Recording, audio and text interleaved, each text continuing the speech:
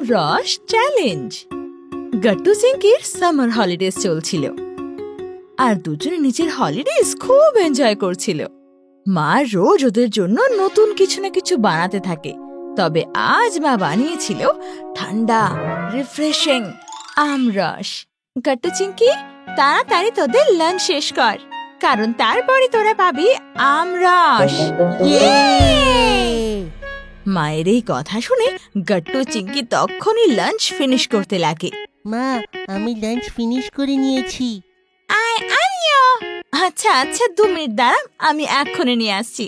মা একটা বড় ট্রেতে আমরসের 4টে বাটি নিয়ে আসে, একটা গট্টুর জন্য, একটা চিংকির জন্য, একটা বাবার জন্য, একটা নিজের জন্য। আমরস দেখে তো গট্টু চিংকির চোখ যেন চকচক করতে লাগে। ওরা যেই নিজের নিজের বাউল তুলতে চায়, অমনি বাবা ওদের আটকে দেয়। দাঁড়াও। কি হয়েছে বাবা? গট্টু চিংকি, তোমরা কি জানো ফ্রিজে আমরসের আরেকটা বোল রাখা আছে? আরেকটা বোল? হ্যাঁ, কিন্তু সেই বোলটা তোমাদের মধ্যে শুধু একজন পাবে, যে জিতবে আমার আমরসের চ্যালেঞ্জ। আমরস চ্যালেঞ্জ? সেইটা কি? বলছি, আমরস চ্যালেঞ্জে থাকবে 3টে গেম। তোমাদের মধ্যে যে কেউ সবথেকে বেশি গেম জিতবে, ফ্রিজে থাকা আমরস সে পেয়ে যাবে। তাহলে তোমরা কি প্রস্তুত? আমি তৈরি। আর আমিও। মা, বাবা, গট্টু চিংকি মিলে পাশের গার্ডেনে চলে আসে। গার্ডেনের মাঝামাঝি একটা টেবিল রাখা হয়, আর তার উপর রাখা হয় বাউল ভর্তি 2টো আমরস। তাহলে শুরু করা হোক আমরস চ্যালেঞ্জের প্রথম গেম। এই গেমে তোমরা এই আমরসটা খাবে, কিন্তু হাতের ব্যবহার ছাড়া করতে হবে। রেডি, স্টেডি, গো। গট্টু চিংকি ওদের হাত ব্যবহার না করে আমরস খাওয়া শুরু করে। গট্টু তো তাড়াতাড়ি আমরস শেষ করতে লেগে যায়, কিন্তু চিংকি তো বেশ ধীরে ধীরে খেতে লাগে। গট্টুকে দেখে তো লাগে যেন এই গেমটা ওই জিতে যাবে। আর কিছুক্ষণের মধ্যেই গট্টুর পুরো বোল শেষ হয়ে যায়। বাবা, আমি জিতে গেলাম। কি করে জিতে গেলে বলো? তোমার মুখে যে আমরসটা লাগা আছে ওটা কে খাবে? বাবার এই কথা শুনে গট্টু তো ভয় পেয়ে যায়। আমার মুখে তো অনেকগুলো আমরস আছে, হাত ব্যবহার না করে আমরস খাবো কি করে? গট্টু তখন জিভ দিয়ে মুখে লেগে থাকা আমরস খাওয়ার চেষ্টা করে, কিন্তু ছোট্ট জিভ তো আর মুখের সব কোণায় যায় না। মা বাবা ওকে দেখে খুব হাসতে লাগে। এদিকে চিংকির বাটি ধীরে ধীরে শেষ হতে লাগে, আর কিছুক্ষণের মধ্যেই ওর পুরো বাটিও শেষ হয়ে যায়। বাবা, আমার আমরস শেষ হয়ে গেছে। সাব্বাস চিংকি মা, তুমি হলে আমরস চ্যালেঞ্জের প্রথম গেমের উইনার। পরের গেমের জন্য বাবা দুজনের মাথায় একটা একটা আমরসের বাটি রেখে দেয়।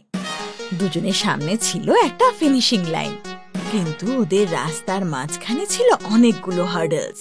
এইবারে আমি তাড়াহুড়ো করব না। গট্টু চিংকি এবার ধীরে ধীরে ফিনিশিং লাইনের দিকে এগিয়ে যায়।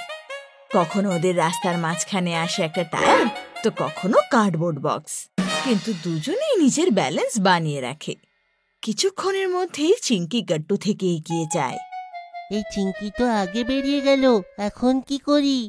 আর কিছু দূর এগোতেই চিংকির সামনে একটা স্কিপিং রোপ আসে।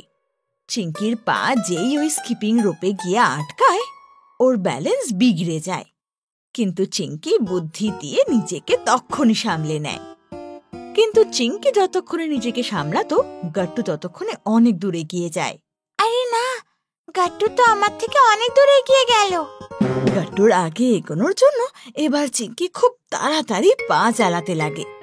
গট্টু যেই ফিনিশিং লাইনের কাছাকাছি পৌঁছে যায়, অমনি চিংকি নিজের স্পিড আর একটু বাড়িয়ে দেয়।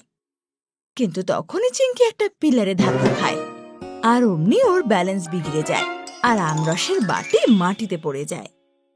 আর অন্যদিকে গট্টু ফিনিশিং লাইনের পাড়ে পৌঁছে যায়। আমি পৌঁছে গেলাম। গট্টু চিংকি, তোমরা এক একটা গেম এখন জিতে গেছো। তৃতীয় গেম যে কেউ জিতে যাবে, এই আমরস চ্যালেঞ্জের উইনার সেই হবে। এইদিকে একটা টেবিল আছে, আর ওইদিকেও। এই টেবিলে 2টো বোল রাখা আছে, আর ওইদিকেও 2টো। কিন্তু এই টেবিলের বলে আমরস আছে, কিন্তু ওই টেবিলের বলে কিচ্ছু নেই। তাহলে কি করতে হবে বাবা? তোমাদেরকে একটা স্পুনে আমরস ভরতে হবে আর সেই বলে ঢেলে রাখতে হবে। যে কেউ আমরস না ফেলে সেই বলে গিয়ে রাখতে পারবে সেই চ্যালেঞ্জে জিতে যাবে। বাচ্চারা, এই নাও তোমাদের দুজনের স্পুন। গাট্টু চিংকি দুজনেই নিজের নিজের চামচে আমরস ভরতে লাগে আর এগিয়ে অন্য টেবিলের দিকে এগোতে লাগে। দুজনেরই মনোযোগ চামচে রাখা আমরস বাঁচানোর দিকে ছিল। ওরা জানতো যে ছোট্ট ভুল হলেই তাহলে এই গেমটাতে ওরা হেরে যাবে। এই গেমটা তো খুবই কষ্টকর। এটা গেম নয়, সমস্যা একটা। কিছুক্ষণের মধ্যে গাট্টু চিংকি টেবিলের কাছে পৌঁছে যায় আর আমরস নিজের নিজের বলে রেখে দেয়। দারুণ, এভাবে কর, খুব ভালো খেয়েছিস তোরা, করতে থাক। গাট্টু চিংকির কনফিডেন্স এতে হঠাৎ করে বেড়ে যায়। ওদের মনে হয় জোড়া একটা একটা চামচ করে পুরো আমরসের এক বাটি অন্য দিকে ট্রান্সফার করতে পারবে। ওরা এক টেবিল থেকে আরেক টেবিলের অনেকবার চক্কর লাগায়। কখনো চিংকি আগে থাকে তো কখনো গাট্টু। বেশ কাঁটায় কাঁটায় টক্কর হতে লাগে। এখন তো কে জিতবে আর কে হারবে বলাই মুশকিল হয়ে গেছে। সবকিছু বেশ ঠিকঠাকই চলছিল, তখনই হঠাৎ গার্ডেনের মালি হঠাৎ করে ওয়াটার সিস্টেম চালু করে দেয়।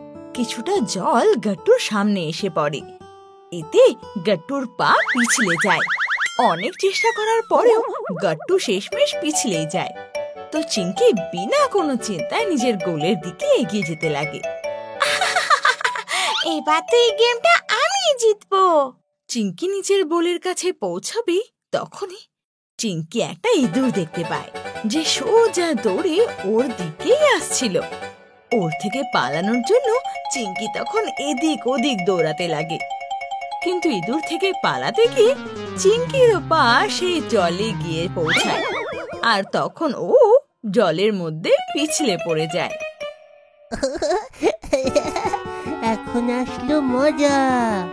গাট্টু চিংকি এবার উদাস হয়ে ডাইনিং টেবিলে বসেছিল। বাচ্চারা, তোমরা খুব ভালো খেললে। প্রথম গেমটা চিংকি জিতলো আর দ্বিতীয়টা গাট্টু, কিন্তু তৃতীয় গেম টাই হয়ে গেল। তার মানে না গাট্টু উইনার আর নয় চিংকি।